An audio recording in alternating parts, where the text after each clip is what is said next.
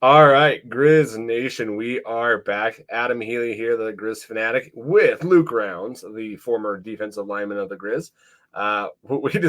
We're getting into it, talking beforehand, so we decided, hey, we probably should just press start. And, probably start recording. We're wasting our good stuff. So, you guys, you know what? Just give a brief kind of update, Griz update, before we go into the good stuff. We're going to talk about the recapping of the Delaware game, and then we'll go into previewing Furman, the quarterfinal game that we have coming up this Friday on ESPN2, which is awesome.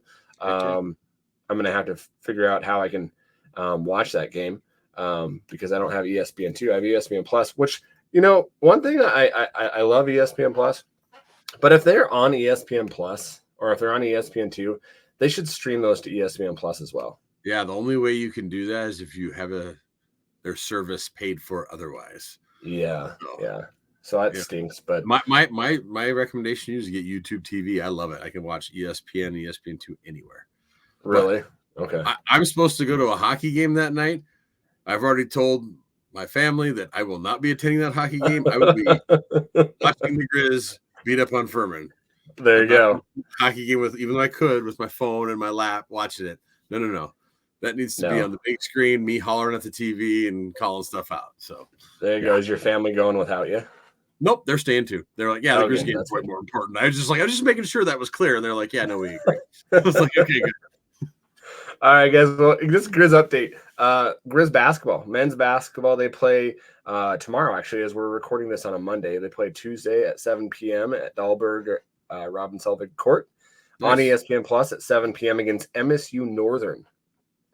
So they'll have that game, and then also Saturday before or after Friday, they'll play Montana Tech at 1 p.m. there.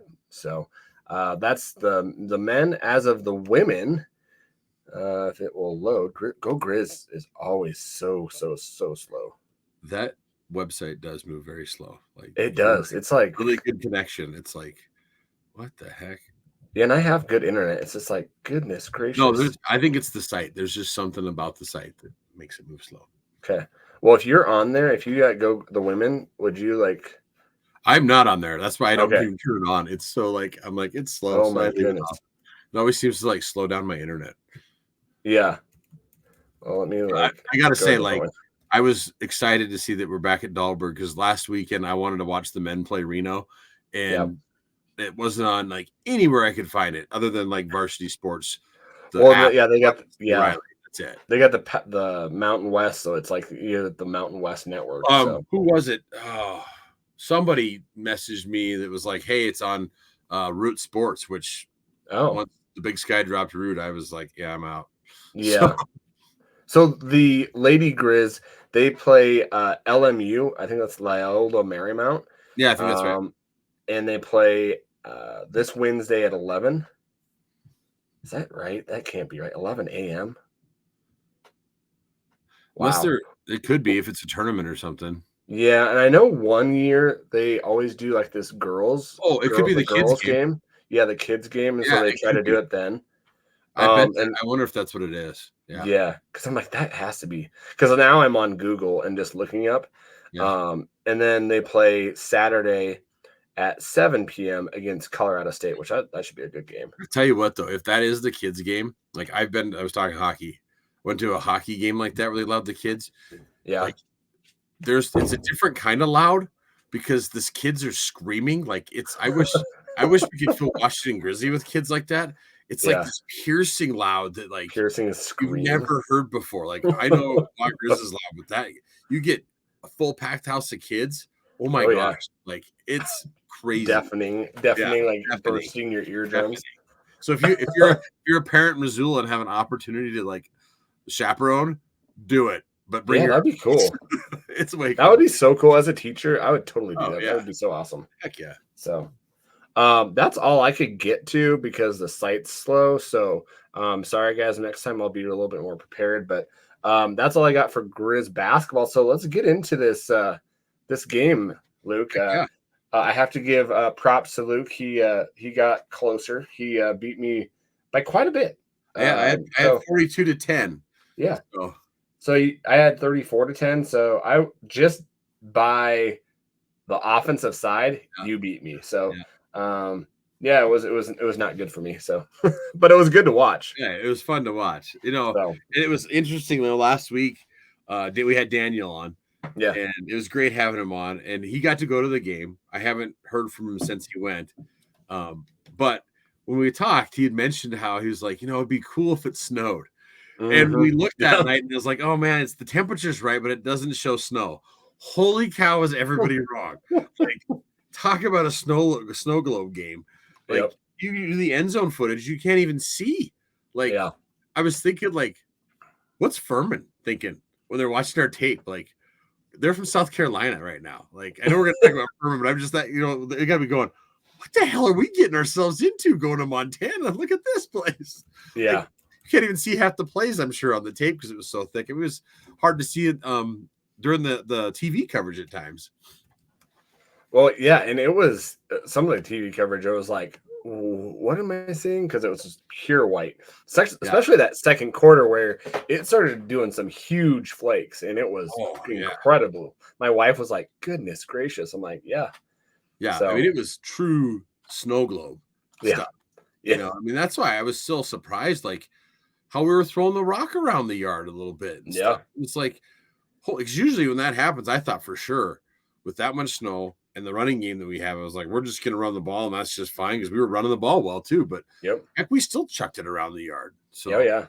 Well, I have to give mad props to Griz Nation because it was cold and it was snowing, and there was still 20,000 plus there. So we had the number one attendance for the week in FCS playoffs. Yep, and we beat the neighbors by like 3,000 or 4,000. Yeah, exactly. And it wasn't snowing like that there, and it was a day game. It was much cooler. Yeah. So that's what I want to get into this right now. Then, so it's going viral. Their quarterback after the game saying he's never played in a loud environment like that. We're talking about the fans. I mean, he said they were at Penn State, and he's like, "Yeah, this is the way." The coolest thing about that, now that this clip, and if you haven't been on like Twitter or X, whatever it's called, go look because everybody's retweeting it. And the thing is, it's all these former players. In Griz or reporters or other people that not Griz Nation. It's all these other people outside that are like, yeah, he's right. This place is crazy. I played in X place. This place, nothing's louder. So it's just, I mean, it's so cool that that's going because you know what that does too? It helps with recruiting. Oh yeah. Well, and I saw one guy say I played 2 times at Oregon, and Griz is totally louder than Oregon. And I'm like, wow, that's saying something because Oregon is pretty high up there. Austin's known to be a loud place. Yeah. So yeah, I mean, it's a special place, and like for all of those of you that listen to this that go like every week and are able to go every week, you're awesome. The players love you. I mean, us watching on TV, it just makes it that much cooler. I mean, that helps the recruiting, everything. So the thing we need to do this week too is pack the stands again. We'll talk more about that later because I got a good reason why we need to do that from what some of we watched. So. Well, yeah, there's some great reasons, so we can get into that. We'll get into that later. We got to talk about the Delaware game first. I'm excited about Furman, but we'll get one thing I had to talk about the Delaware, like after the game, and the Delaware coach. So, I understand like after the game that's got to be hard fielding questions, but it's not a good look for your university. It's not a good look for you. I had to write it down. It says, the Griz, 30 points. They're not 30 points better than us, Delaware. We didn't play great. We didn't handle the situations or adversities well, but that team's not 30 points better than us. No, he's right, though. He's right, though. We're like 40 or 50. Yeah, I was going to say 40 or 50 at least. Because, I mean. You're not the only one that has the harsh conditions. Like our defense is so fast that they were sputtering all over the place, and we were still killing you guys. Well, and look at the balls. Like again, I was surprised we were throwing it around, but there was touchdown passes that Clifton overthrew a little bit. Like our guys were there's 2 of wide ass open. Like, oh my God, we're going for 6 again. They got missed. So I couldn't believe he said, I mean, like, I understand a coach saying that if you lose by 3 or a PAT like some other team did this weekend, something like that. But when you get your ass kicked by 30, don't say that. Yeah, 30. By 30, yeah. 30 points. Yeah. That's at least 4 touchdowns. Maybe he's not maybe he doesn't do math very well. I don't know. Maybe, I don't know. But he's going to the FBS, so he'll do a lot better up there. Yeah. Good luck with all of that, Delaware. If you don't handle the situations or the adversity well in the FCS, good luck in the FBS, buddy. Yeah. Yeah. I was watching that Conference USA championship, and those teams would beat the crap out of Delaware. So, well, you know what? They are going to Conference USA, so maybe they'll do a little bit better. No. It's gonna not be fun for them for a little while. Oh man, I don't. We started their not fun run. Yeah, the not fun run. Yeah. I think they actually have one more year in the FCS, but yeah, now next year, I feel bad for the kids because it's not their decision to move to the FBS. Yeah. Now they could be good next year. They don't get to go to the playoffs because they made that decision. So, did they? They can't make the playoffs next year because they're transferring up. Because they're going up, they are now forfeited out. Remember when Sam Houston did that too, and they played that schedule with us? They weren't allowed. Yeah. They won't be ranked. They won't be in the playoffs. It's basically like you have this almost like a penalty. Nothing year. Yeah, it's like you're on the death penalty. Wow. I mean, you're playing for fun. I forgot about that. Yay! I forgot about that. So yay! Next year, you just ruined like I said, I feel bad for the kids. So yeah, it wouldn't surprise me if our staff wasn't like, "Hey, you like playing here? You're good." Yeah, there you go. You want to come back? And then so let's get into this. I just had to reference that because that literally it's being talked about. When that came out, I was just like, really? That's what you're gonna say? Yeah. Okay. Yeah. So I did a message. Take my ball and go home. I'm pouting. Kind of statement. So I did message Daniel to give us a kind of a what he thought of Water is. So hopefully he responds to us, but if not, I'll let you guys know on the next pod. But let's go into this. Let's do the breakdown. So, this was really surprising. So first downs, who had more, Luke? Well, I'd like to think we had more first downs, but I think because maybe we had more big plays, maybe we didn't. Okay. So we had 14 first downs. They had 23. Holy cow, really? Yeah. That's probably because of all of our penalties too that we got.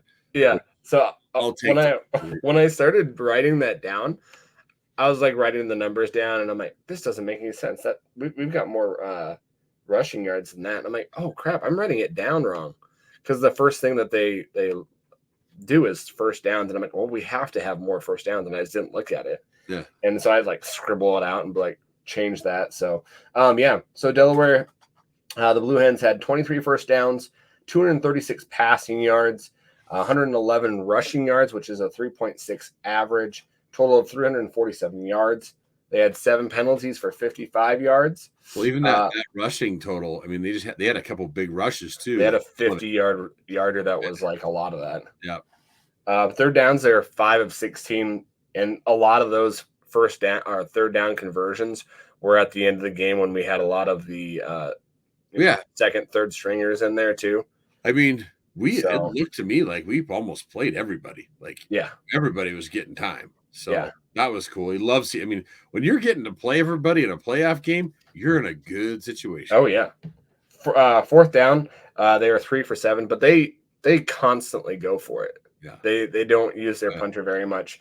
They use that other down. Me when they went for it so early like that. Oh yeah. I was like, when he was doing it, I was like, I can't believe these guys doing this. Oh my God.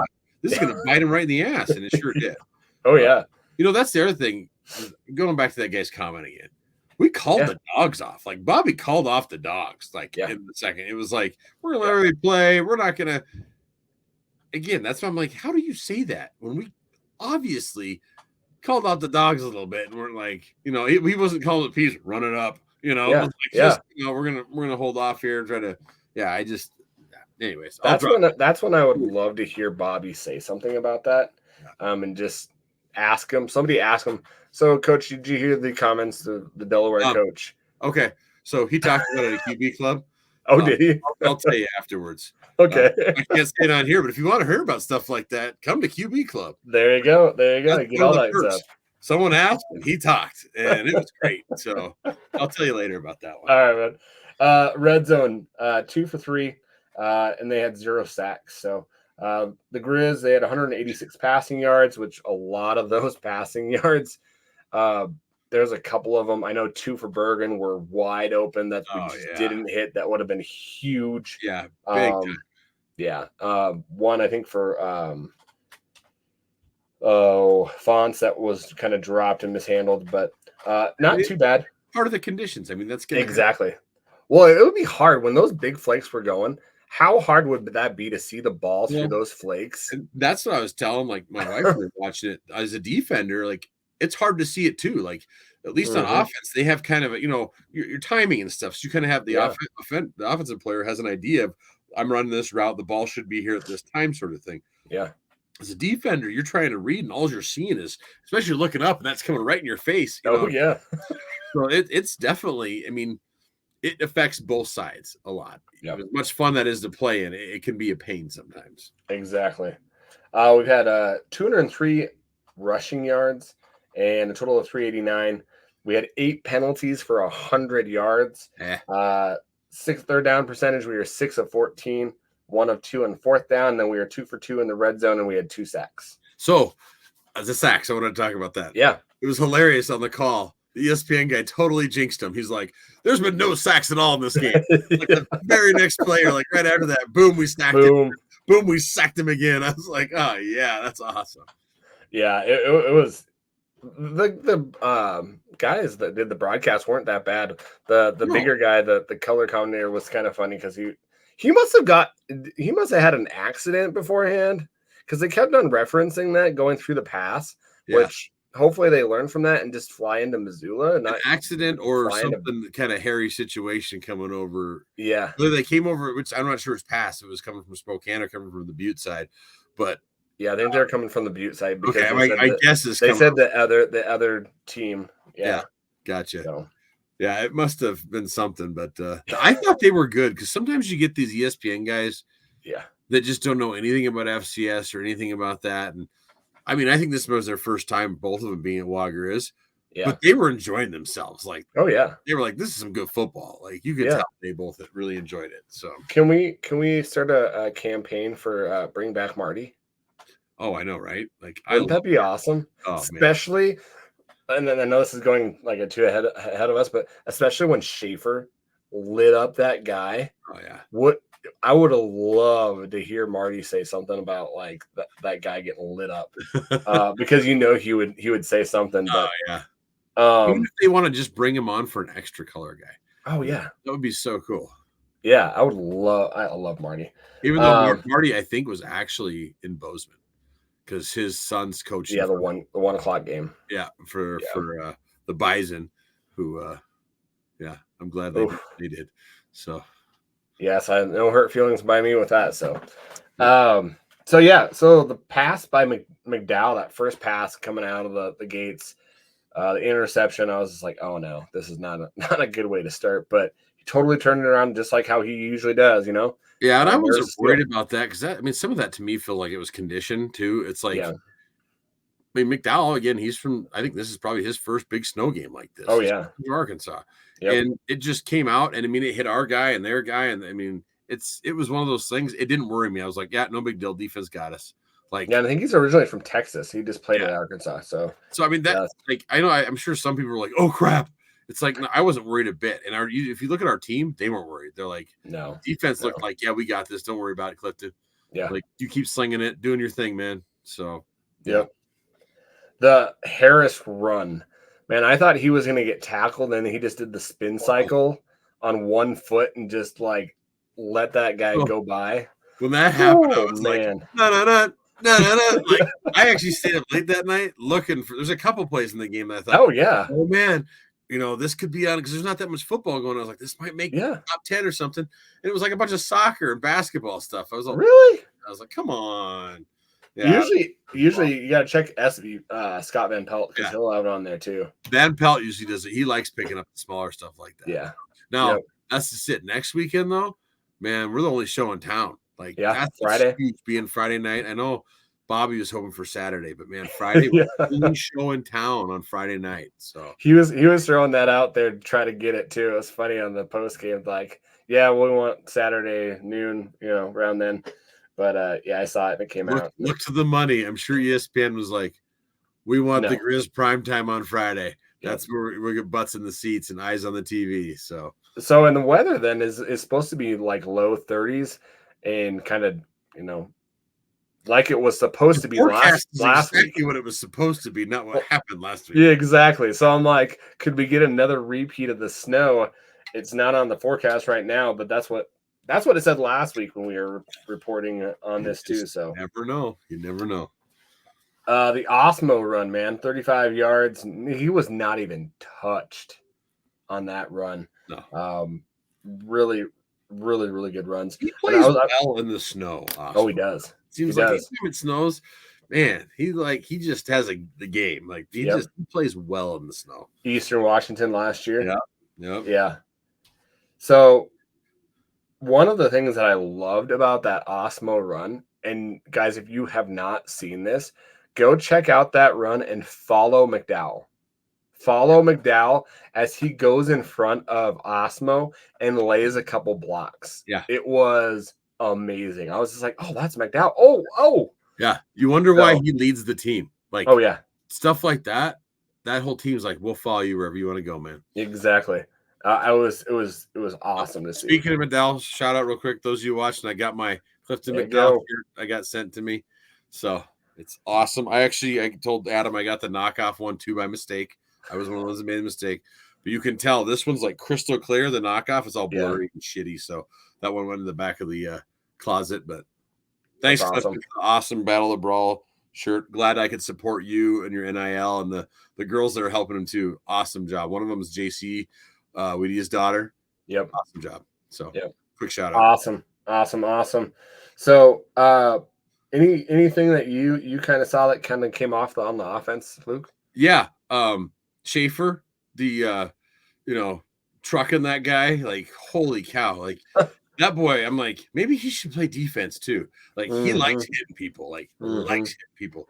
He came over like a freaking freight train, just boom, and just onto the end zone. That had me out of my seat, fired up. Well, we know that the earlier in the year he did play nose tackle. They had him Governor and spell really short. He played a little bit. It's probably because he likes hitting so damn much. That's where like every once in a while you hear him get called out for like a holding or something. Yeah, it's partially because he's just intense and hitting guys and pushing.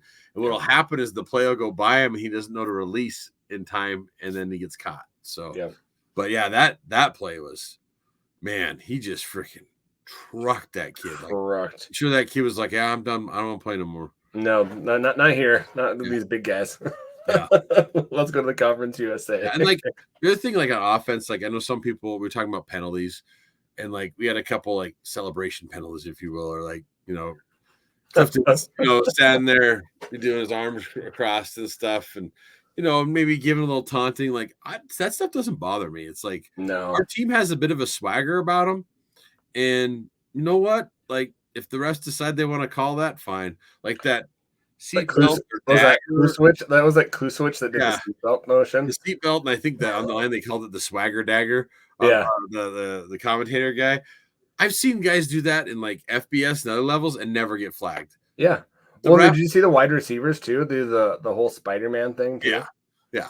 Oh yeah, that was cool. Yeah. So like it's just like they wanted to flag us, they're gonna flag us, but like I'm glad that like Bobby doesn't get mad at the kids, and because it's like it's part of their swagger, it's part of who they are, and it's like you know what, let them do it. I mean, so what if we get a little penalty? Our defense will back them right up. So well, and that's gotta, you look at that, like the NFL, that wouldn't be called.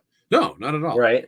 So with everything happening in the world with paying players and the Power 5 and the G5, that that has to change then too, right? Wouldn't you think that would have to I think probably a go lot of away? it just depends on the roughing crew you have too, the fishing crew. But if 'Cause, they're getting paid, you have to treat them like pros, I right? would, You I would mean, think that would have to go like the changing of that. yeah.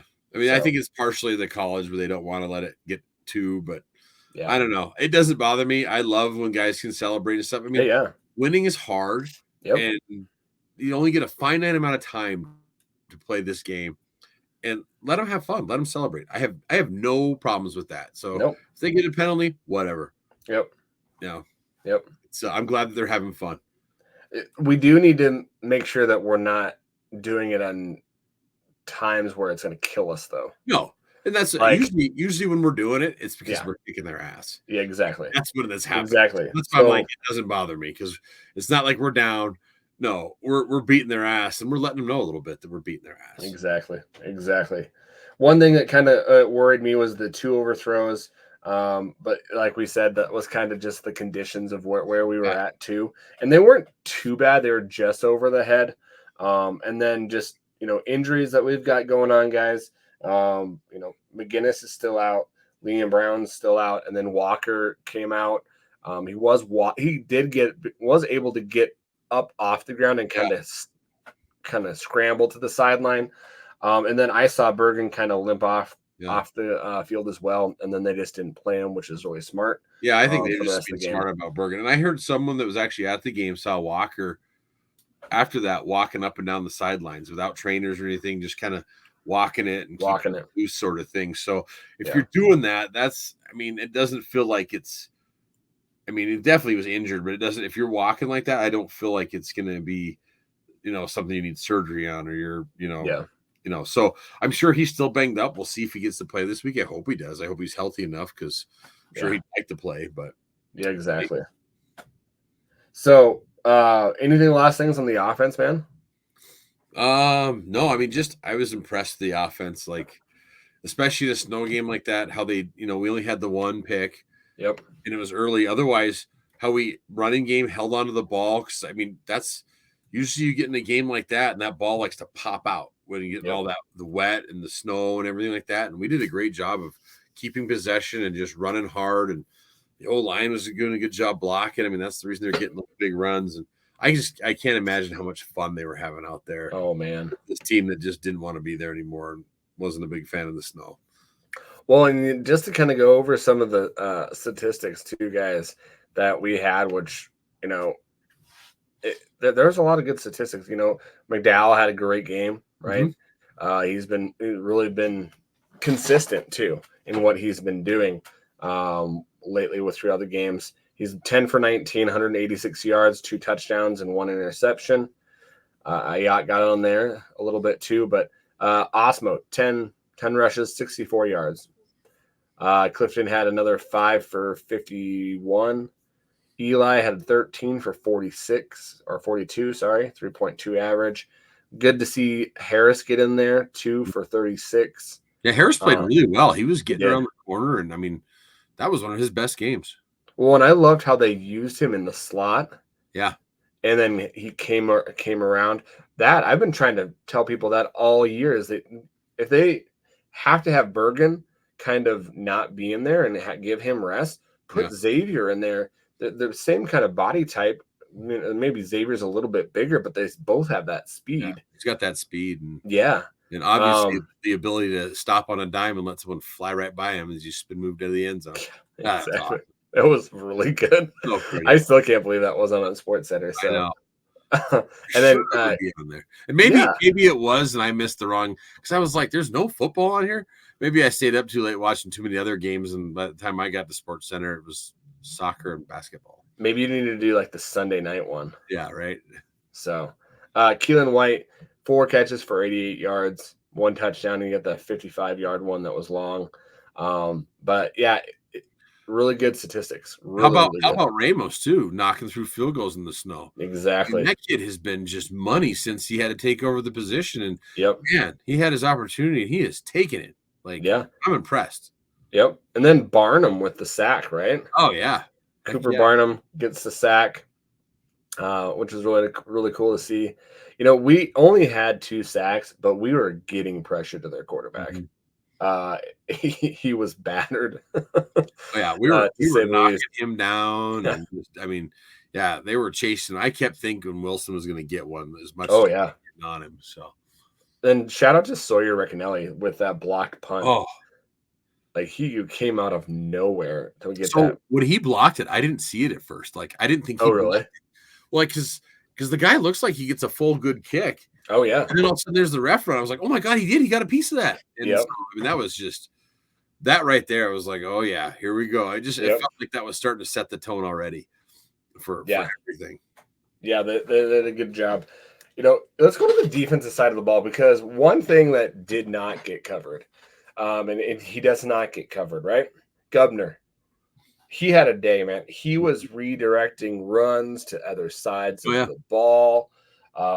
You know, Like I was saying last week, that 55 is gonna have a long day. yeah, And Gubbs was shoving him all over the place. yeah. Like you said, the redirection, like, Oh, my yeah. God, he was a wrecking ball inside there. And he saved that 2-point conversion by himself, just Yeah. hitting that guy. Man, we are gonna, you know, guys, if you're going and watching this guy, you know, he's not gonna be here next year. So really look at what he's doing because he is gonna be a loss for us next year. And all the things that he does. I just really appreciate Gubner and what he does. And if you're not watching him during the game, I know there's a lot of Oh, Griz fans that rewatch the game. yeah, You're rewatching the game, just fix your eyes on Gubbs. Like, yeah. it's It's that guy amazing. goes to work and just sits there and beats people's ass all game long. It's just Exactly. yeah, I mean, he is. I'm not. I was thinking about this earlier. Like, I really hope that he gets a chance to, like, after the season, to go to one of these like Senior Bowls or Mhm. like one of those because I really think if he can get a shot, he could play at the next level. Oh, I no doubt that he could play He's at the got next the level. talent to do it, and I Oh just yeah, think someone needs to give him a chance. yeah. He has the talent, Yep. the body type. You know, he might need to be like a defensive end. I think maybe he might be able to do inside, but I don't know. I think you put him out of 3-tech, like Oh, that there you other go. defensive tackle, especially the Yep. way they're pushing. They mix people up on all these defenses and Mhm. stuff now. Yeah, like I think he could do well. It'll be interesting to see what happens to him. He's Exactly. got a lot of unfinished business still. He's still got 3 more games that he wants to play in before. Exactly. We got to have those too. Yes. Mhm. So, you know, the one thing that you would probably say that wasn't necessarily um, defensive wise, but I think it was more weather wise, was that long pass that they got. That was a 55-yard touchdown, I believe. That I think Terrell kind of came off of it and didn't see the Oh, guy behind him, and then I think Klusowicz like was there and like slipped, and then it was a race to the end zone, and that snow was super wet, yeah, it looked like super wet. super It wet. looked like ice. Well, there was a few big like passing plays that Yeah. Delaware made that they were just phenomenal catches by Oh a yeah. player. Yeah. Again, that 5 from Kansas State, that kid was like I during the game, I was looking at Was that Youngblood? yeah, Youngblood. I was like, Yeah. is he a senior? Dang it. Because I Yeah. was like, we should recruit his ass to come play for us next year. Yeah. He was Like, really good. and he was that kid. I respect the heck out of him because he was having fun out there. And John with our guys, they were John back, but not like you could tell he was smiling and laughing, and our guys were laughing at him. Like he was, even though they were getting their butts kicked, he was having a good time and playing his tail off. And I got mad respect for that kid. Yeah, he had nine receptions and 78 yards, so Yeah. he definitely had a good game. Yep.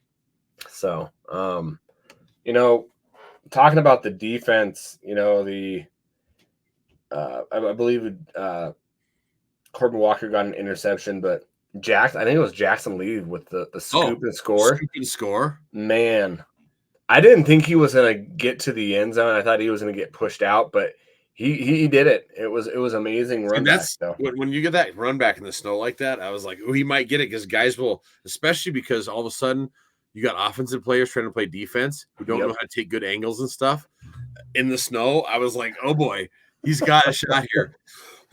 Excuse me. My worry was I was worried that he was down before it came out. It was close. Because it was close, but it was definitely close. Out, and nice job scooping and scoring. Yeah.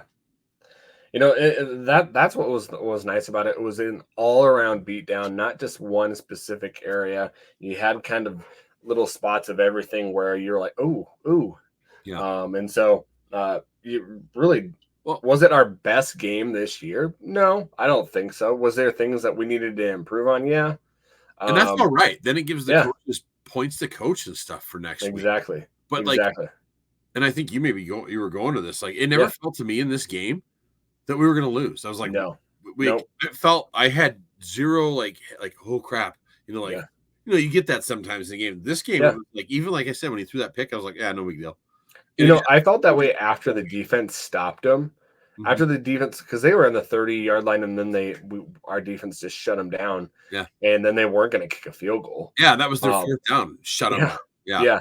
And then I was like, well, this is going to be an easy game. And then this team's not going to be able to do anything. Something about when it starts snowing a lot of Griz that's like gives our guys superpowers, and it's like it is hard to beat the Montana Grizzlies when it's snowing like that in Washington Grizzly Stadium. Well, I think it gives an extra level to the fans too, because everybody crazy. Yeah, like I haven't seen that many stadium pictures in a long time on my Facebook feed. Yeah, because so many friends were at the game and stuff, and it was just like, and I loved it, seeing all the different angles from the game of the snow coming down and videos, and just like the crowd that was there. Like you said, it wasn't capacity, but those are the crazy people that love going to the games, love the cold, and go nuts. And those are the people we want there. So, well, I think one of the listeners that we had, Bridger, shout out to you. I think he said that on here last time that it would be 15 to 18,000 of the diehards. And we got 20. So that was good. So, any last thoughts? That's all I had on the defense. Did you have anything? No, I think overall great performance by us. I think there's still a lot of people out there from the East Coast that think, the CAA and some of those are still amazing, and we just showed again like why it's a different brand of football we play out in the Big Sky and out in Montana. So, well, the CAA is not what it used to be. No, it is a joke. It is a joke. No, it's definitely not. But it was a great win by our guys, and win in advance. And now I was really hoping we'd get Ferman, and I'm super pumped to get Ferman. I'm so tired of people talking about Ferman and how good they are. Yeah, I mean, from the start of the season, and I know we've talked about it too, Luke. Yeah, that from the start of the season, all we heard from every pundit, "Oh, you've got to watch this Furman team. This is a team that could make some." No. I watched their game against Chattanooga. Chattanooga was a horrible team. Yeah, no, they're not. Like these people, I don't know.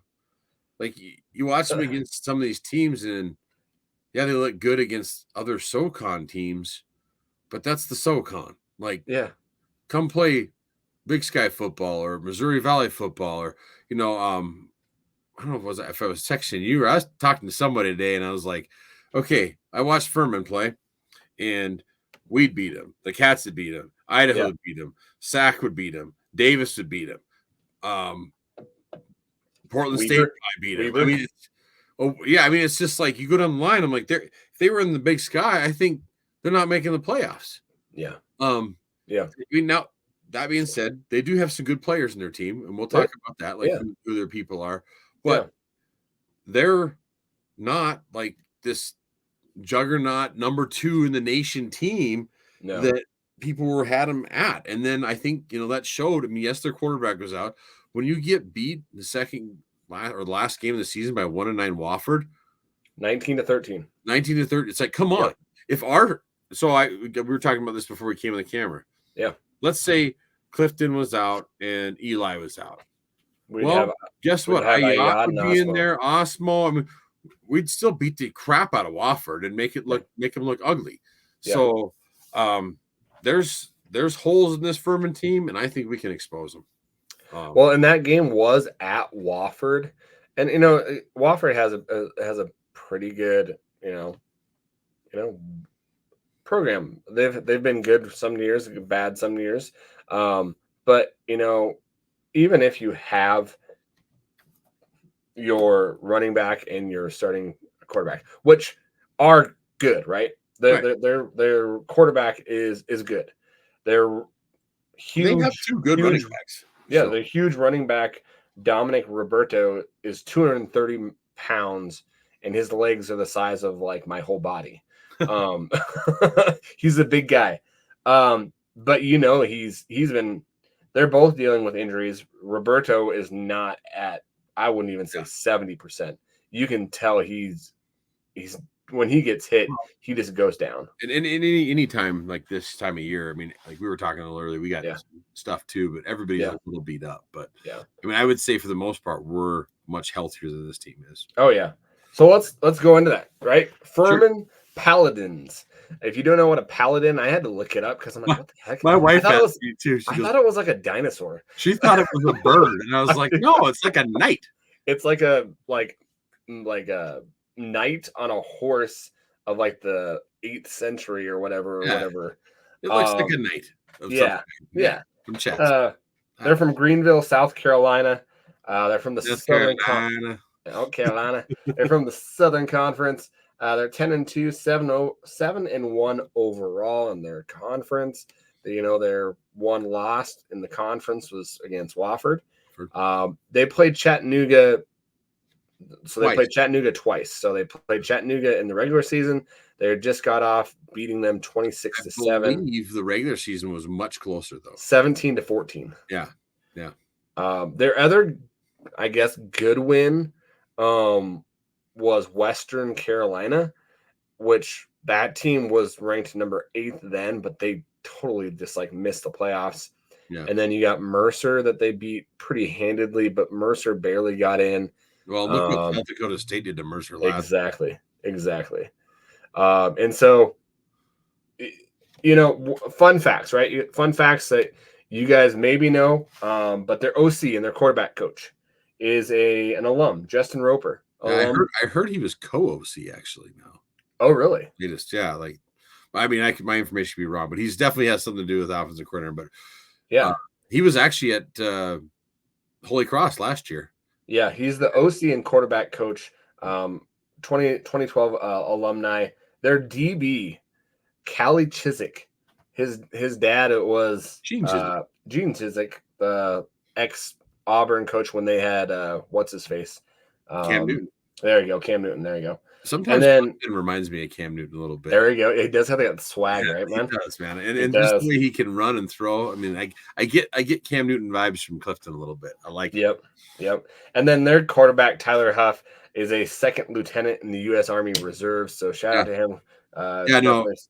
Their quarterback, number 6, is he's a good dude. Like he's the real deal. He's tough.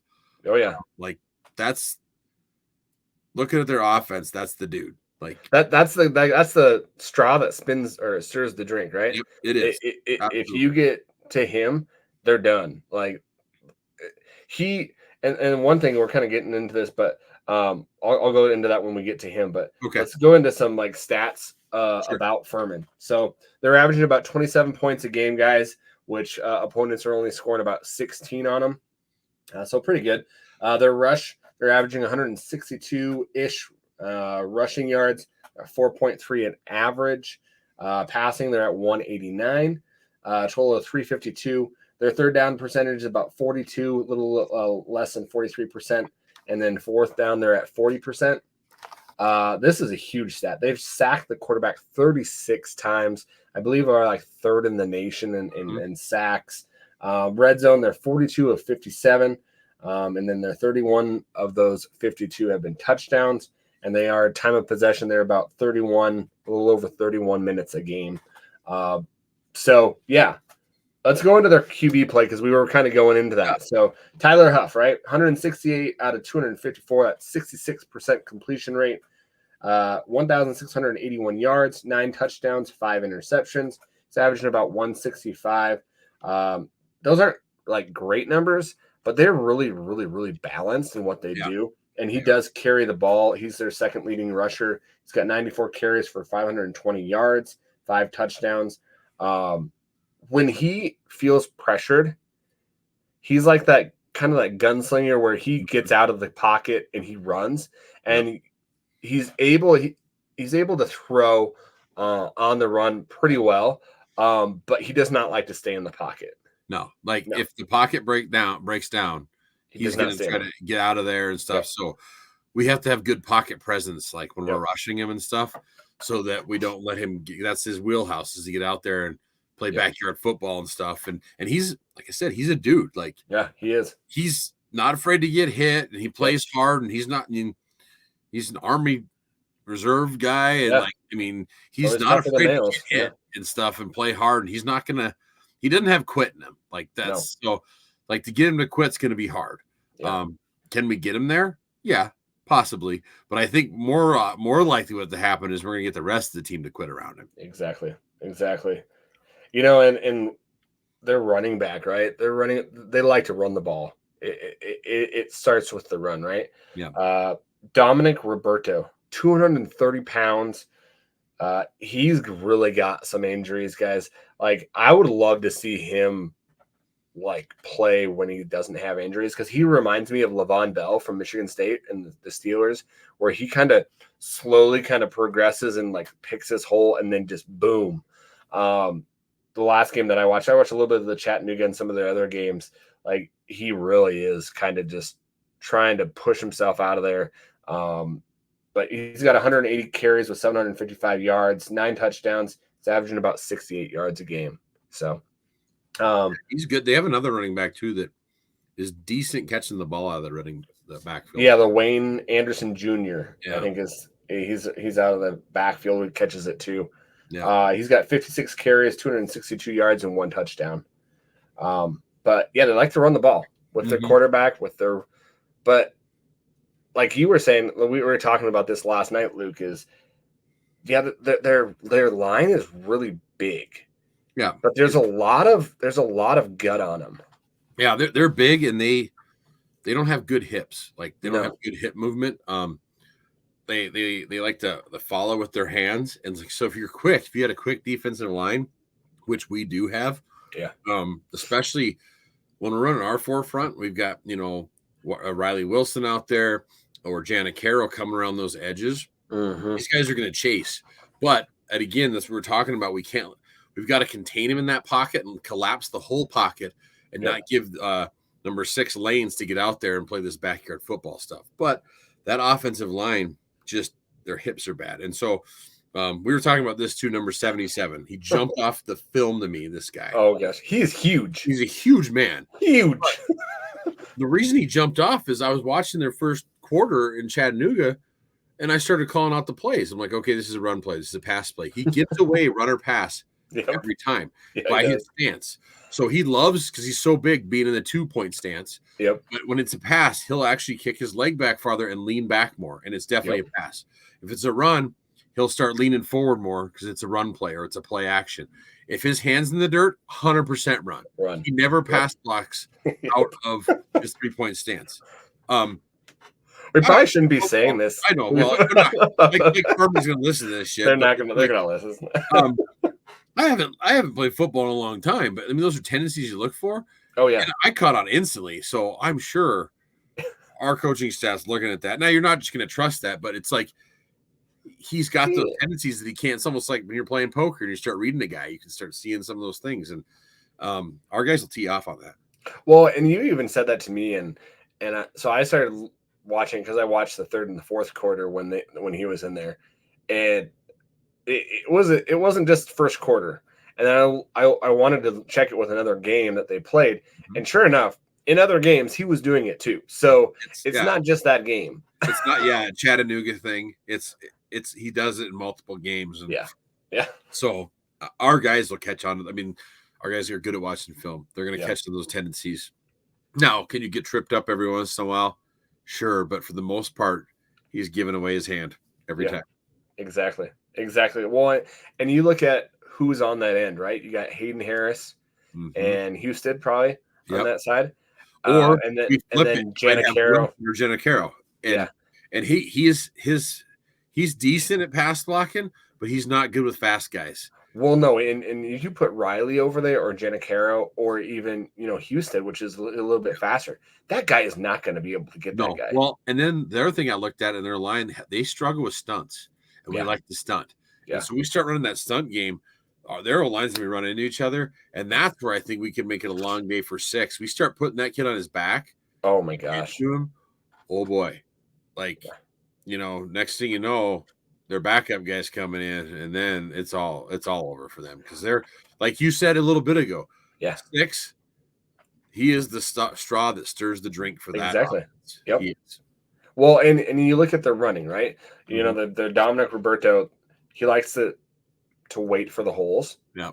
You can't do that versus this line because Gubner is going to blow that up, and you're going to be met with Gubner right in your face before you even be able to get the ball. Yeah, any hole that they think they're going to open is closed before they know it, and it's just going to stuff them back down. Yep. Like this line hasn't seen. I mean, other than South Carolina, maybe, but South Carolina wasn't that good this year. No, that's what I'm saying. Like that's the closest thing they've come to what they're going to see this Friday night. Like they haven't seen the flying around rampant defense that we have. Yeah. That's constantly changing fronts and stuff. Now, the one thing, and this is one thing I want to talk about their offense too. This is the fans. This is why we need another 20,000 in there, going nuts, being loud. Because if you watch their offense, it's a whole check with me offense. Yep. And so they like to try to see what the defense is doing, check with their coach, and then they make the changes. And so if Washington Grizzlies is going just freaking nuts out there and you guys are loud, it's going to make it so they can't hear each other. And there's the right calls, and the wide receivers, next thing you know, they're jumping off sides and they're getting the wrong call, and our defense is wrecking havoc out there. And so Washington Grizzly, the fans, they can have an impact on this game hugely this weekend. Exactly. Well, and their stadium isn't a bad stadium. It's very pretty. Like the South is very pretty, very green, right? They average, or they can average about 16,000 in their stadium. They didn't have anybody last year. They didn't have anybody in their stadium. If you really look at it, there's a lot of hedges, kind of like Georgia. Yeah. And there's a lot of room from their field and their players to the actual fans. Yeah. And so, that's going to play a huge role because Wagra, as everyone knows, you're right up on you. The fans are on top of the player. Yeah. And we've only played this Furman team once, and it was in the national championship game. We beat them 13. I think it was 13-6 or 13-7. It was 13-6. Okay. And so I don't think that they're ready for what Washington Grizzly Stadium is going to be. No, they're not. I mean, I was fortunate to be there that day when we beat them for the national championship. Speaking of that, I forgot to mention this last week. This is off subject. You're about Ferman and the national championship. There you go. When I flew back from Spokane, Washington into Rapid City, our flight got delayed overnight, right? And so we come back overnight, pull into Rapid City that next morning. I'm getting off the plane. I'm walking. I look down, and there's one of my former teammates, Johansi Humphrey, sitting in the Rapid City airport. I'm like, yo, what the heck are you doing here? He's like, Luke, what are you doing? And it was like, it's apparently his wife's from Rapid City, and they were out here for Thanksgiving. They got delayed because of my flight. Didn't come the night before, so he was delayed too. And it was cool seeing Johansi, but I mean, I hadn't seen him since we've been back, I think, for our last reunion and stuff. But I mean, he had a day against Ferman. Oh, man. Win that national championship. I mean, that guy was one of the best running backs we've ever had. And it was just cool seeing Johansi in the airport, seeing Yo again. And last place I'd ever thought I'd see him, like, on Thanksgiving is the Rapid City airport waiting for our plane to arrive. But it was dang good seeing him. And I forgot to bring that up last week. And since we're playing Ferman in honor of the 2001 national championship team, wanted to give a shout out to Yo and all those guys from that team because it's I can't wait to see us beat up on Ferman. Oh, man. I have to say he is one of my favorite running backs. He was a great running back. He's just a good dude. Yo's such a good guy. So awesome. Their wide receivers, guys, that they don't really throw the ball that much. When they do, it's pretty deep down the field. Joshua Harris is their 40 reception guy. Is that number 2? Yeah. I never learned your name, so I'm like, number 2 is the guy I noticed. I was like, he's a good one. So, he's their leading in receptions and yards, 259 yards, 2 touchdowns. That's kind of like their deep threat going down the field. But their bread and butter is their defense, right?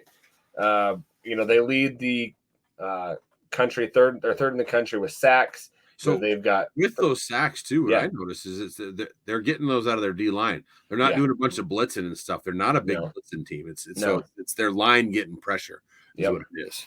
And they got 81 tackles for loss as well. 17 interceptions. They forced 9 fumbles. So, Luke, I wanted to see what their turnover margin was. Yeah. So they were a plus 13 in turnover margin. So.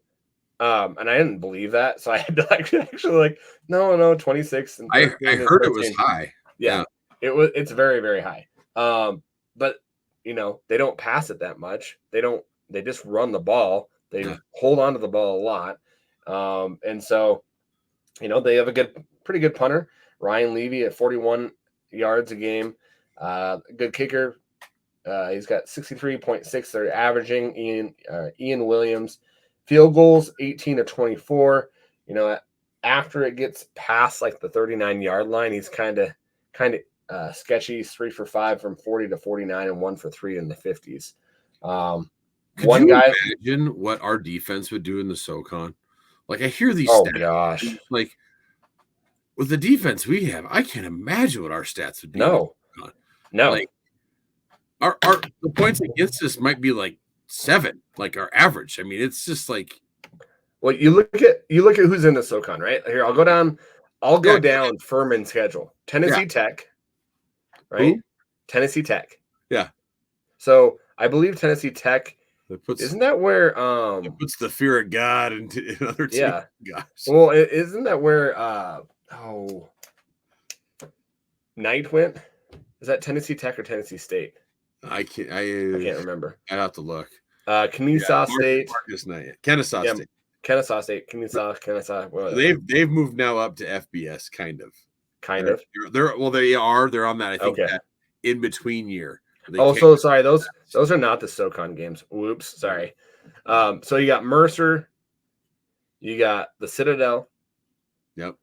You got Samford, which Samford was really good last year. They imploded this year. Yeah, they were supposed to be good. Western Carolina. Again, another team that imploded. Yep. East Tennessee State. I don't even know who they are. Chattanooga. Know them because that's where we used to play our national championship games. Yep. VMI. They got a good basketball team, I think. Virginia Military Institute. And then Wofford. Wofford, whatever. There you go. The Terriers. Yeah. Which is a pretty cool.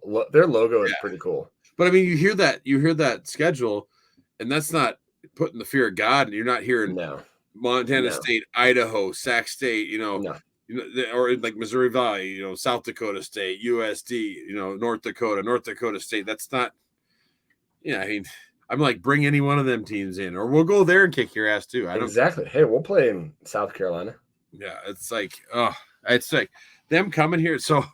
Two, it's like, again, another team, 0 elevation, coming up to the mountains. Yep. And like, even though it's only like a little over 3,000 feet, seeing those mountains messes with people's heads that don't see mountains. Like they're like, I can't breathe. I can't breathe. And I looked last night at like what their weather has been like. It's in like the 60s and 50s. Yeah. So their lows at night are like in the 30s. Which I'm sure that they're like bundling up for the 60s. Where like our guys are wearing shorts, t-shirts, like I hear 60 degrees, like 50 degrees, and I'm like 50 t-shirts, exactly. Shorts. Heck yeah. So and it's gonna be let me look. Did you look and see what game time? I think it's like 25 degrees for game time or something. I thought it was 33. I'm gonna look it up real quick. I got it right here. So let's go to Missoula, Montana, Friday night. That day it's a high of 36, low of 29. So we're going to be right in that 32-degree wheelhouse range, right in there. So, and it just says overcast. So who knows? We could have snow again or not. So yeah, but look, you think about the neighbor game, right? That game was supposed to be 45, right? Yeah. And that inversion hit, and it was not 45. It was like 20 something. Yeah, exactly. So something like that can happen where an inversion happens and it just sucks all the heat out of everything. Yeah, they're calling for right around, okay, at 6 p.m., it's supposed to be 30 degrees. So by game time, about 29, 28 is what they're calling for. So, yeah. But they're showing 0% chance of precipitation all night. But they were wrong last week. The weatherman, we'll see. So. Okay. One thing, guys, the kick returner, Wayne Anderson Jr., we've mentioned him. He's averaging about 25.79 a kick return. Their punt returner really doesn't do anything. Joshua Harris, he's averaging about 7. So kick return, you could see him taking one a little bit. But yeah, other than that, I don't know. Like we hear those stats too, but our kick return, like our kick coverage teams are so freaking good. Yeah. I never worry about it too much because that's their chance to play, and those guys fly to the ball. Exactly. Like, they're all over it. So, especially if they hear that, they're like, okay, then it just gives them goals. Like, all right, we got to hold them to this. Like, it just fires our guys up even more. So, exactly. Yeah. Just looking at this, do you have anything else on their defense, Luke? No, they've got a good defensive line and stuff, and I don't think. I think the reason their defense looks so good is because the offenses that they play for the most part are pretty mediocre, and the offensive line, I'm not trying to dog on Furman terribly here, but I just don't think they have what it takes to play like this kind of football that we're playing up here in the Big Sky or the Missouri Valley. That too. If this was South Dakota, North Dakota State, or South Dakota State going against them too, I'd be saying the same things. So yeah. Well, and you look at their defense a little bit. Braden Corby or whatever his last name is, 81 tackles, 7 tackles for loss, and 3 sacks. That's their leading tackler. He was at a JUCO, I believe, last year. They've got quite a few JUCO kids and stuff that transferred over, I noticed. Exactly. And then Hugh Ryan is a free safety. He's their second leading tackler. He's got 2.5 tackles for loss, 1 interception. Their other linebacker, Evan DiMaggio, 64 tackles, 8.5 tackles for loss, 4 sacks. And then what does BAN stand for? Ban. So Luke Clark, he's got 49 tackles, 7 tackles for loss, but he's got 6 sacks. I had no clue what ban. And then they have a guy, that Callie Chiswick, which I think is something with their DBs. He was listed as Spur, SPUR. I didn't look it up, but I'm like, what the heck? It had to be something in like the DBs. Yeah, I was just looking like, what the heck does band stand for? I don't know. I've never heard that one before. So,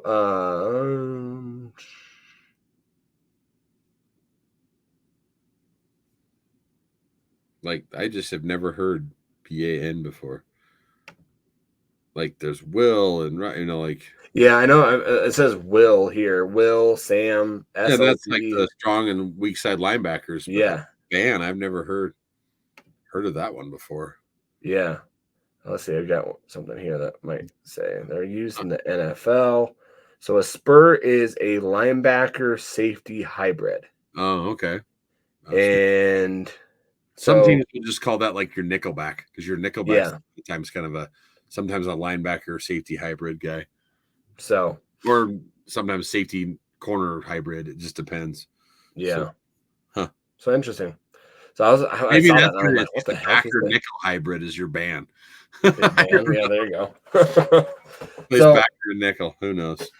It's interesting to see their defense. It's interesting to see how much pressure they get up on just the front four. Yeah. They do rush a little bit, but it's not like we rush, right? It's not like they're bringing the house. Yeah, they're not blitzing all the time. No. They will, but not a lot. They're really trying to rely on that front four to get the pressures. And they cycle guys out too with their front four. Right. A lot of those good guys. The only thing is that they're big guys, but they cycle them in for a reason, right? To keep it fresh. Yeah. I'm just wondering how the elements and how the elevation and how that's going to affect them too. It'll make a difference. Like I said, it's some of it's Yeah. psychological. When they get here and they see the mountains and stuff, it's like, I can't breathe. Yeah. I can't breathe, you know. So, any like final thoughts, any keys to the game, man? I think for us on defense, the key is going to be getting pressure on their quarterback. Yep.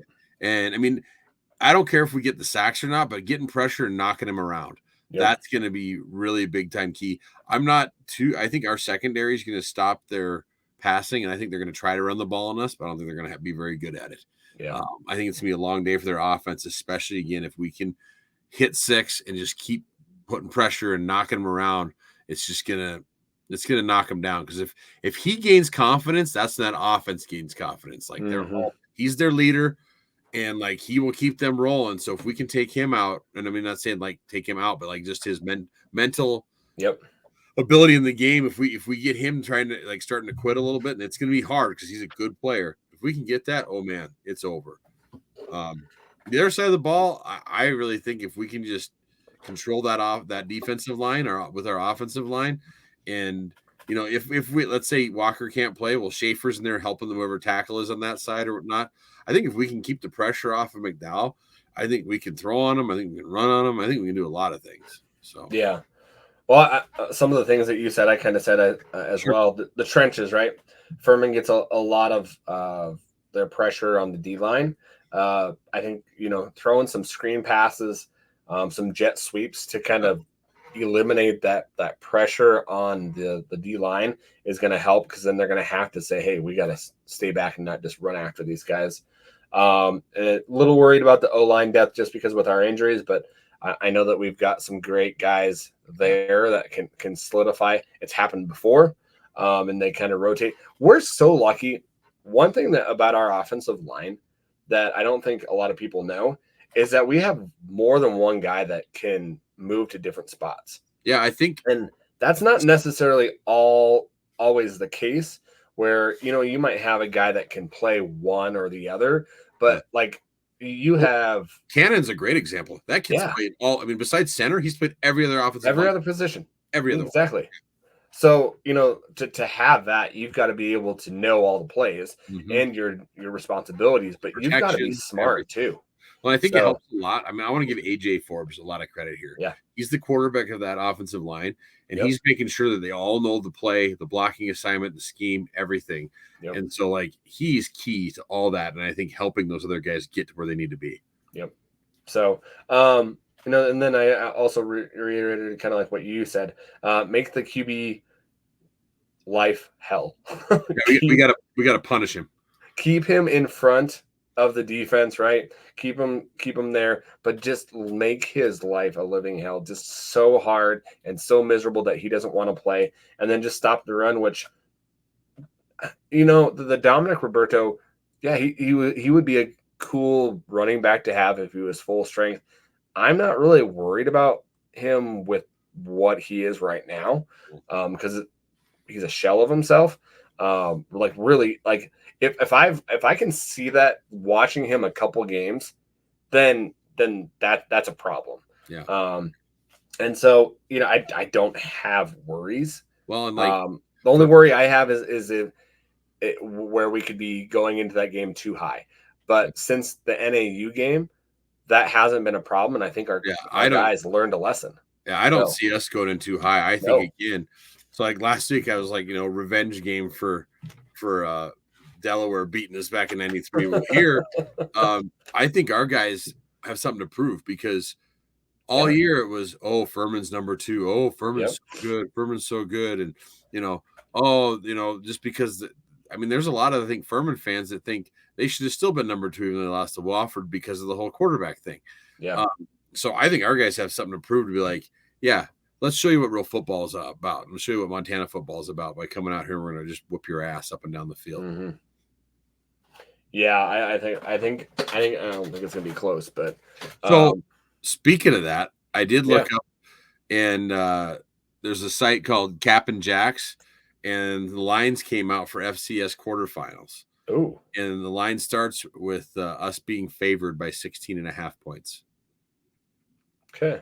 with the over-under being 46 at the moment. 46. Yeah.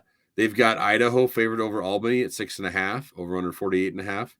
They have North Dakota State favored over USD by 6.5.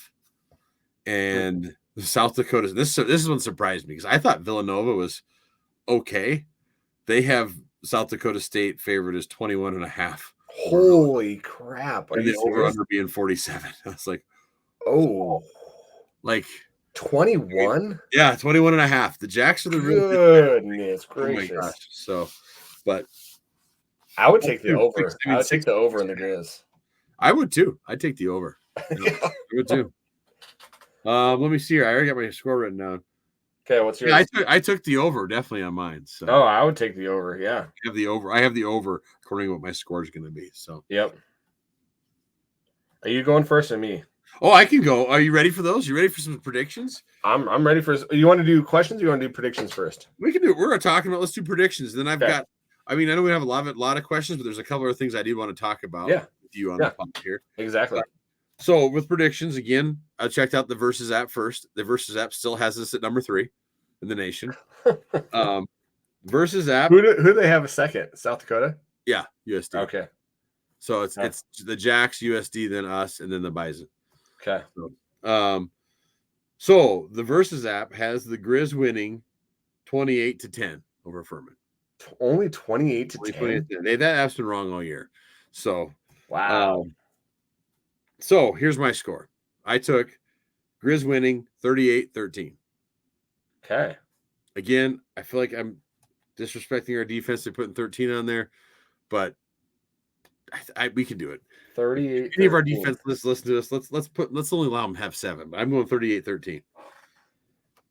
Okay. I keep on going back if I want to go higher or lower. All right, I'm just going to go with my first one. What do you got? Okay. 41-10. Nice. I like it. So my head was in that spot at 1.2. Well, see, and I didn't think that we were going to allow 19 last game, and I think that was kind of that. I think some of that was with the weather again. Weather a little bit. That screws with stuff a little bit. Yeah. So yeah, I don't think they're going to get. I almost want to say 7-3. I don't think they're going to score that many, but I don't see it's going to be not going to be close for the. That's why I don't like my 13 either. I'm just like, I mean, really, that's like one touchdown and a couple field goals. Is what I'm thinking. Like that's the max they're going to get. Yeah. And even then, I'm like, God, I feel like I'm offending our defense. That's a good problem to have. And you're like, oh my God, I don't want to offend our defense because like I said 13 here. That's how good our defense is. We're good at shutting people down. We are. And, hopefully, Governor stays fresh because I think that's something that we need to look at as well is making sure that he is. And I think that they've been trying to spell him with a couple different guys. They are. You can see it throughout the game when they're spelling him and stuff. And I know some people said that. I saw like online, why didn't we pull people out earlier and stuff in this game when it was kind of the thing is too, these guys want to play. Like, oh, yeah. It's like you're having so much fun out there and stuff. You don't want to be put on the sideline. Yeah, you want to give your brothers on the team time to play and stuff too. But at the same time, when you're kicking someone's ass, you just want to keep kicking their ass and having fun. So, yeah, pretty awesome, man. You said you wanted to look at a couple things. Yeah, well, a few things. First, I want to jump into my FCS bracket challenge and just there we go real quick. So, again, thank you for everybody that played. So this last week we had a few. We don't have any perfect brackets left, but we had quite a few this round that were 100% right.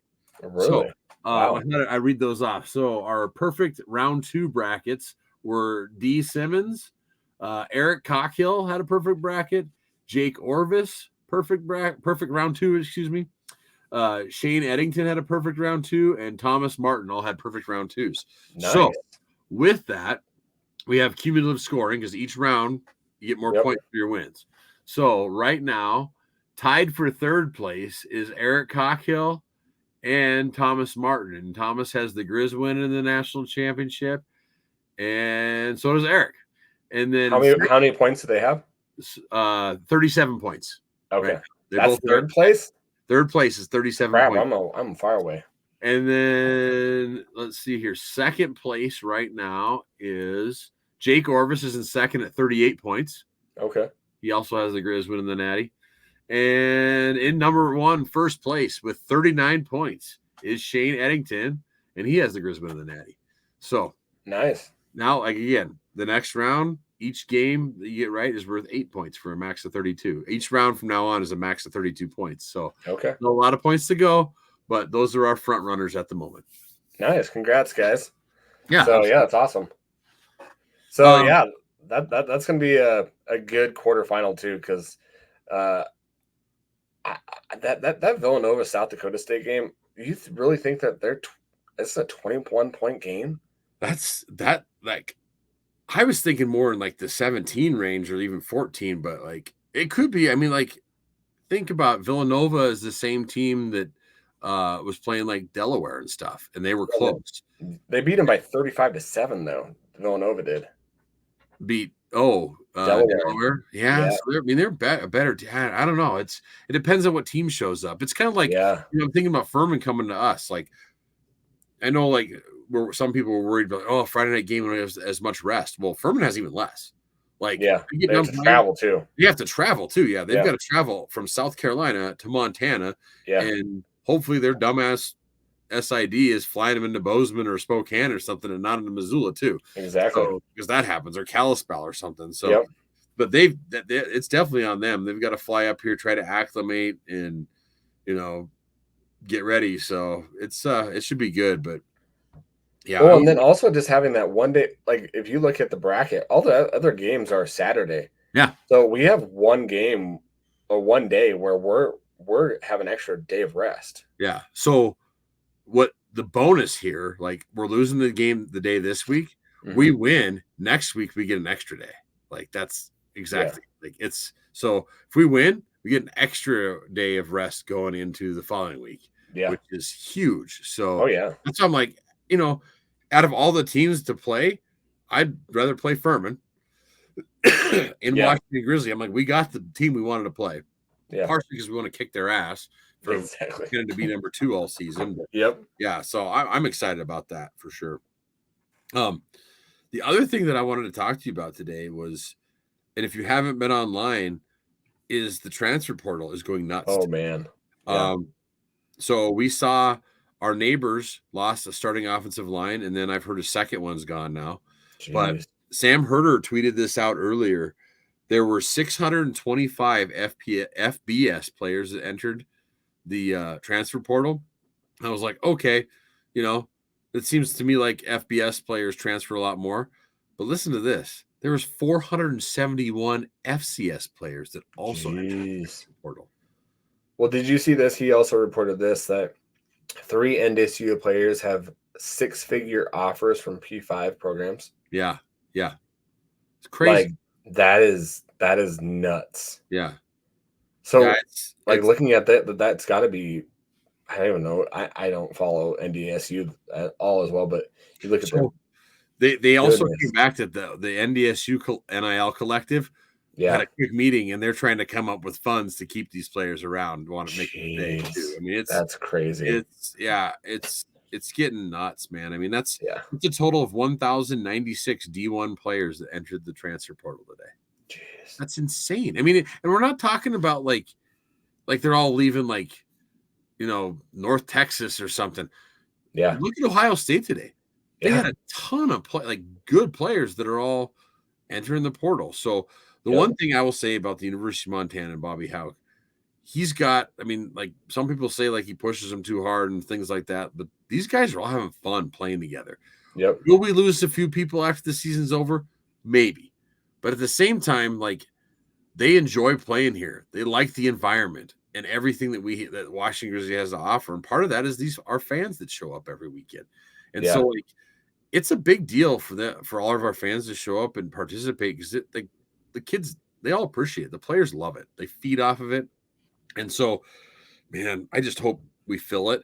Another thing I wanted to shout out here is President Botner is paying for 3,000 student tickets. That's awesome. Students don't have to pay because when there's playoffs, they have to pay. Well, he's taking care of 3,000 of them.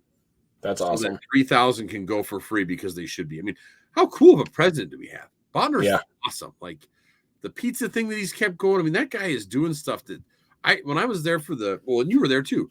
I haven't seen the student section packed like that. Oh, it was packed too. I mean, I know it's the rivalry game or Battle of the Brawl or whatever they call it. My shirt says. But like the student section rocked, and they were there the whole time. They didn't leave at halftime, and like they're doing a good job of keeping them there, and just it's awesome. Like I'm super proud of what Botner's doing for the university and for the different sporting events and everything, and how he just supports and loves the University of Montana.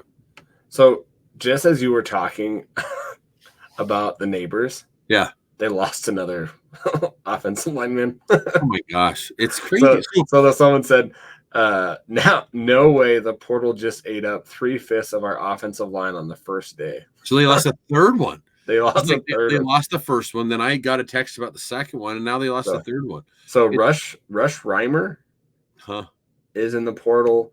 I don't know how to say this guy's name. Damarian Obijindian. I don't know how to say his name. And then the other guy is Jacob Kettles. That's crazy. So, that's 3/5. So with that, I posted some questions to some other people I know today. I'm like, they were telling me about this. Yeah. It makes me feel like Vegan's leaving. Well, and if you look at that also, one thing that probably Griz Nation knows out there is Coach Choate, a former Montana, neighbor. He just got the job at Nevada. Yeah, at Reno. So how many of those guys that are on the neighbors team, maybe they go down there? Yeah, there could be. I mean, it wouldn't surprise me if there's some Choate guys that want to go down there. But I mean, the way that the O-line is bolting and stuff, this feels like they know something that nobody else knows yet. Like it's possible Vegan's communicated to the team yet, and it just hasn't gotten out. I mean, social media these days, usually things get out pretty quick. But I mean, we kept hearing all this stuff about how he's getting other job offers and stuff. Yeah, whatever. I mean, anything that puts them behind the 8 ball a little bit more is good for us. So, they lost another one too. Fourth? I don't know who this guy is, but Jace Fitzgerald. Huh. Jeez. So, another one bites the dust, man. Wow, that's mind blowing. Like the portal thing is just, I mean, it's so crazy. I mean, all this stuff right now in the last few days of college football, between the portal stuff and then Florida State not getting in. I mean, it's just like, oh my gosh, like this is, I mean, that whole Florida State situation. I don't know how many people talk to today. I'm like, yep, thank goodness for the FCS. I'm like, come over and watch FCS football. You don't have to worry about that crap. Well, and I was thinking about it, like Florida State, they wanted to get out of the ACC.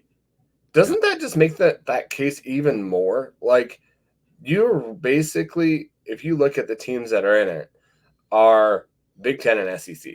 Yeah. You've got Washington, Oregon that are now Big Ten. And then, and Michigan. And then you've got Alabama, which is SEC. So you've basically got a 2-conference championship. And then, I mean, Texas is going to the SEC. Yep. It's like, I mean, it's crazy. Yeah. I mean, I'd like to see, like, when they showed that 12-team playoff that, like, Liberty was in and stuff. Possibly. Oh, yeah, that would have been cool. It's going to be so much better when they do that. Then we'll be talking about the 13th team now, but not as much.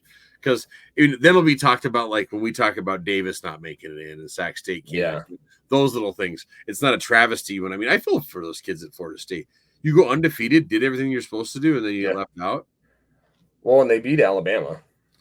Even though it was in the beginning of the year. The only thing is that you're not going to get the Liberties that are in there. You're not going to get the Coastal Carolinas that are in there. You're going to get like a Missouri or like a Power 5 that's why, like, if they go to the 12 team, it's gonna you might get one of those group of 5 teams and stuff that's smaller that shows up, like your James Madison's of the world and stuff, and gives them a chance at least. So this is still why I love FCS football, and thank goodness we got it. I mean, we're so lucky to have such a good product and have the best stadium in the freaking league and best fans and everything. I mean, just think about how lucky we are to have what we have. It's awesome. I mean, it's awesome being a Montana Grizzly fan right now.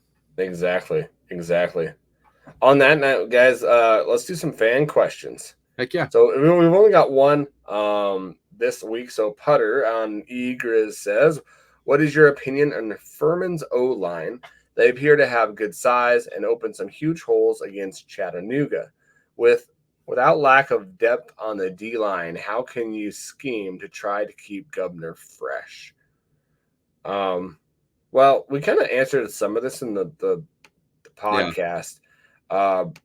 They have bad hips, and they're just like, I mean, they're big, but like they haven't, the way we stem around and the way we use our linebackers, we're going to be able, and really what we need Gubs to do is just fill the hole, like just take up bodies. And then you got Hill and Janicaro, and I mean, it's going to be the Riley thing Wilson. Is, you were saying they want to run the ball. We shut down that run. Yep. We do kind of what we did to the Cats, and stuff, make them have to play a part of the game that they really don't want to play. Yep. And then and on top of that, if we shut down number 2, who's their best receiver, it's gonna be a long day for them. Again, that's why I'm saying, like, I think 13 points is a little high, possibly. Well, and I just, you look at it, and they opened some pretty big holes, but they opened pretty big holes against Chattanooga. These teams that they're playing, like, we went over that in the beginning of the game or beginning of the podcast. These are not teams that you would see, and you said it eloquently, Luke, that these teams wouldn't be the top 5, top 6 teams in the Big Sky that they're playing. So, great job making big holes. I don't think you're going to make big holes against our defense on that. And I saw someone mention that on Twitter, like, look at this huge hole. Yeah, it was a huge hole, but you're not going to be doing that against when you get into the quarterfinals. You're playing the 8 best teams. You're not going to be doing that against those teams. Yeah. And if you are, then you're probably one of the top 2. Yeah. And Furman's not a top 2 team. No, they've been overrated all year, and I mean again, the money lines are showing that too. It's not just us saying that because we're Griz fans. You watch the tape; they're not playing against the type of opponents we're playing against. And they have really good size. They're really big, right? They got a lot of girth on them, but they're not quick. Their offensive line is very big, but they would rather run down your throat and get you than pass block. Yeah. And they're going to have to pass it. And so I expect at least 2 interceptions on this team. Yeah, I think so, at least. At least. Yeah. Because that quarterback's going to be running for his life. He's going to throw it, and it's going to wobble. It's going to be cold. He's going to get hit. Again, they want to do that run game. He ain't going to like getting popped the way our guys pop that running back. So I can see us jarring the ball out, too, because it's going to be cold. And, And how hard is that ground when it's cold?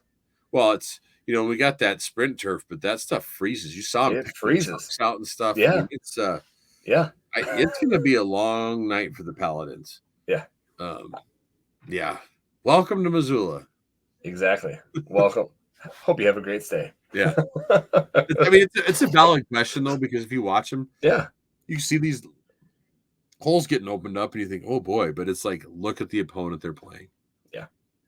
Yeah, exactly. It's apples and oranges. So yeah. And then, like, there was a question posed earlier, not on this, but someone I'd seen asked, are we worried about Justin Roper at all? So just because he played here before, it's a totally different squad and everything. The only thing he's gonna know is like, and even the locker rooms, everything has changed now. But he's gonna be like, it's really loud there. Trust me, it's loud because he knows that. And he's gonna know like that. If we want a beer, the Mo Club's pretty good for a burger and a beer. I'm sure like him and Coach Houck we'd have talked or something, but they ain't talking this week. Like, even if he tries to, Houck's gonna just be like, yeah, not this week, pal. Well, and you gotta give him some credit too. Yeah, wherever he's gone, he's won. And so he's a good coach, or up and rising one coach.